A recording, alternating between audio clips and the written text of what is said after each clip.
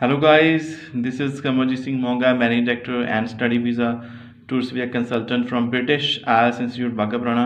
So students की demand सी भी sir reading के उपर ट्रू फॉल्स उपर मैंने WhatsApp तो मैसेज सी भी ट्रू फॉल्स की सानू इन्फॉर्मेशन चाहिए है। So today we are going to focus on true and false and not given.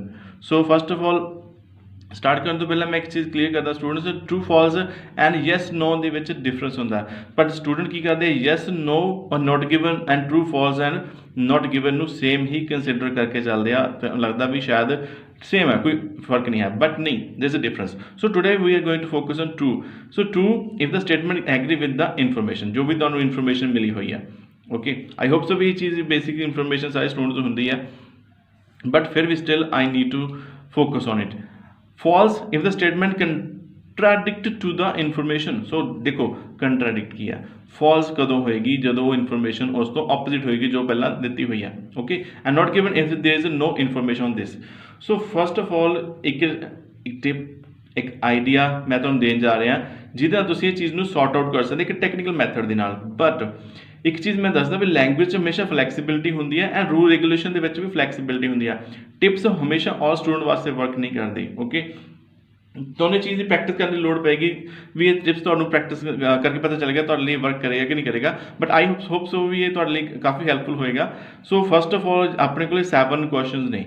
Okay तो जो मैं आइडिया लैके इस चीज़ को सॉल्व कर लगे है उस चीज़ को फॉलो करो, बट ये नहीं है भी 1-2 टाइम फॉलो करने नाल तुसीं सक्सैस हो जाओगे। ओके एंड कोई भी चीज़ है अगर तुसीं ये टिप्स नहीं यूज़ करना चाहते दैन एक चीज़ है मेन तुसीं कंसैप्ट की जिहड़ी भी तुहाडे कोल पैसेज आ उहदी लॉजिकल अंडरस्टैंडिंग करो, लॉजिकल अंडरस्टैंडिंग दे नाल तुसीं आंसर दे सकते हो। Okay but anyway so first ये है ट्रू फॉल्स दे विच जो तुहाडे कोल स्टेटमेंट है उसके तुसीं 3 पार्ट्स बना सकते हो। और 3 पार्ट्स जो तुहाडे पैसेज दे विच है दैन तुसीं इहनूं ट्रू मैंशन करोगे। अगर 2 पार्ट्स मैंशन है दैन फॉल्स और ओनली जे 1 पार्ट ही मैंशन है than not given. Okay keep in mind but इतने प्रॉब्लम ये है भी ये सक्सैस समटाइम स्टूडेंट तो नहीं होंगे, रीजन वो 3 पार्ट्स गलत तरीके ना करते हैं। ओके देखो first of all trans fatty acids are found in all types of meat. मैंने डिवाइड कर लिया 3 पार्ट्स के विच।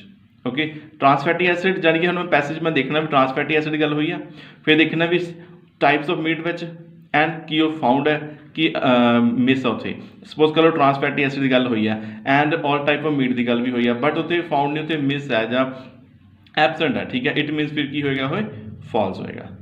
ओके अगर तिन्ने ही चीज़ें अवेलेबल ने, तिन्ने पार्ट्स अवेलेबल ने दैन ट्रू होएगा।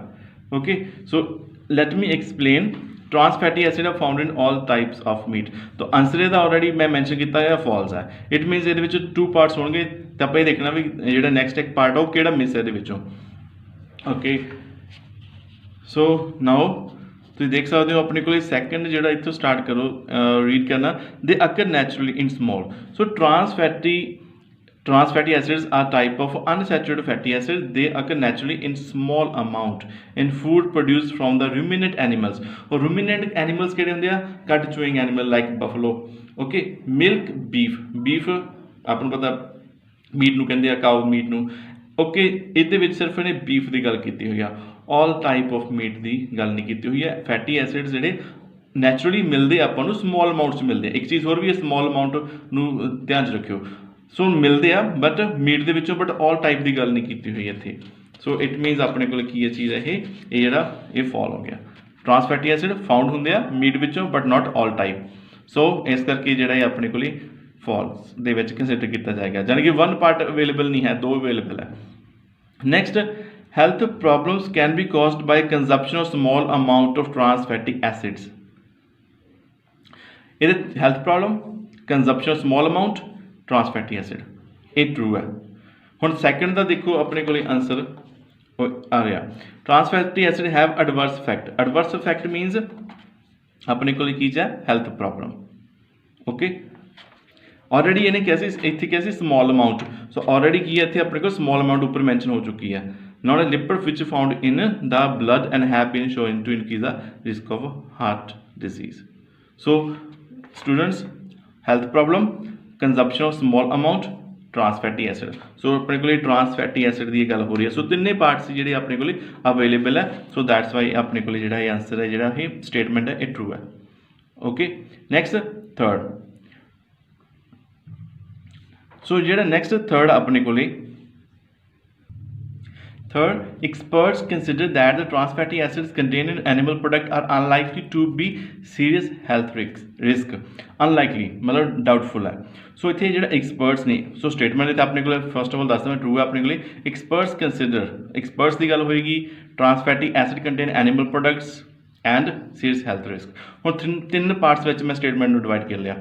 Okay, so now third ਦੇ ਵਿੱਚ ਤੁਸੀਂ देख सकते हो नीचे okay. Now, so अपना पैसेज से रीड करते हैं over the last decade population take of trans fatty acid in the UK fell and are now on average well below the recommended 2% of total energy set by the Department of Health यानी कि experts की गल होगी. Okay, this is not to say that intake of trans fatty acid are not still a problem. So there is an answer not to say. So अपने still we problem doubtful ਦੇ ਵਿੱਚ है अपने को लिए.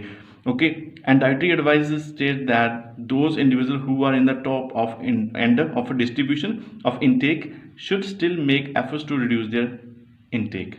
Okay, so अपने को कितने कितने आ चीज़ जी डाउटफुल ਦੇ ਵਿੱਚ आ गई आ एक्सपर्ट्स आ गई. Okay, so अपने को स्टेटमेंट की सी statement okay experts consider trans fatty acids in animals. So अपने को एनिमल की गल ऑलरेडी चलती पई है to be serious health risk. सो इतने अपने को इन्होंने ये चीज़ गल क्लीयर करती है भी कि सीरीयस हैल्थ रिस्क दे अपने को आ चीज़ है नॉट टू से दैट कि आप नहीं कह सकते भी अपने को हैल्थ रिस्क ये नहीं है. ओके, सो तिन्ने 3 पार्ट्स अवेलेबल ने ये. Next okay next in Britain the intake of trans fatty acid is the continuing to decline not given. So guys Britain intake of trans fatty acid and continue to decline. So इस statement में मैं 3 parts में divide किया होया but ये इस दी गल हुई है ब्रिटेन की गल हुई है बट ये नॉट गिवन है. ओके, हुण की होएगा इत्थे लॉजिकल अंडरस्टैंडिंग आएगी अपने को. मैं 3 डिवाइड किए फैटी एसिड की गल हुई है ब्रिटेन की गल है बट कंटिन्यू डिक्लाइन की गल नहीं है. बट फिर कंसीडर होंदा भी जिहड़ा मैं ऑलरेडी मैथड दस के भी 3 पार्ट्स डिवाइड करना वो कितना वर्क करेगा. इत्थे होएगी तुहाडी लॉजिकल अंडरस्टैंडिंग क्योंकि जिहड़ा ये वाला पार्ट है ये प्रेजेंटली उत्थे गल नहीं हुई. फोर्थ दा मैं तुहानूं okay anyway now read over the last decade population intake of trans fatty acid in UK यानी कि Britain fell are now on average. यानी कि प्रेजेंट की गल नहीं करता पास्ट की गल करता प्रेजेंट दे विच कोई इन्फॉर्मेशन दी हुई ब्रिटेन के बारे उन्होंने. सो इत्थे अपने को स्टेटमेंट प्रेजेंट की डिमांड की हुई सी. सो इस करके अपने को जिहड़ा है नॉट गिवन है. Okay, next fifth the amount of saturated fats in processed meat is being reduced by some major producer not given. So अपने को ये कहना है भी amount of saturated fat जो कि मीट की प्रोसैस वास्ते इन्वॉल्व है ठीक है reduced by some major producer की गल होएगी. सो फिफ्थ ਲਈ okay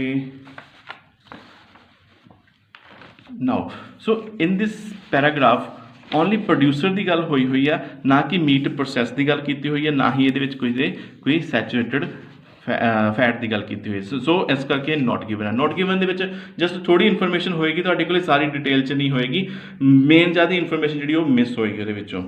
okay and next is 6th okay it is proving difficult to find a safe substitute for trans fatty acid.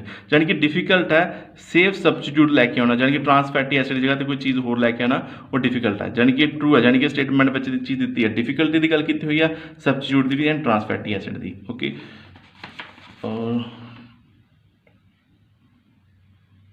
Okay now you can read here it's clear that a major technical challenge okay यानी कि difficulty in achieving such change to avoid simply exchanging the trans fatty acid यानी कि exchange करना उस exchange ਨੂੰ ਲੈ ਕੇ ਆਉਣਾ एक टेक्निकल चैलेंज है मतलब डिफिकल्ट है. सो उत्थे कुछ वोकैबुलरी यूज़ की सी डिफिकल्ट एंड इत्थे यूज़ किया टेक्निकल चैलेंज उत्थे यूज़ किया अपने को writing they which statement substitute इत्थे लिखा एक्सचेंज. ओके सबस्टिट्यूट जी चीज़ दूसरी जगह पर आके यूज़ हो सकती है. सो नाउ लास्ट है 7 Okay, 7, some people are still consuming larger quantity of trans fatty acids than the experts consider safe. Still consume a large quantity trans fatty acids, experts consider. Okay, so keep in mind. Okay, as the intake of some sectors of the population is known to be higher than recommended. Recommended consider, जो experts consider करते हैं, higher than recommended, and in some sector it means some people. Okay guys, so you can see that कि 3 parts ਵਿੱਚ ਆਪਾਂ divide ਕੀਤਾ ਇਹਨਾਂ ਨੂੰ true false and not given ਨੂੰ.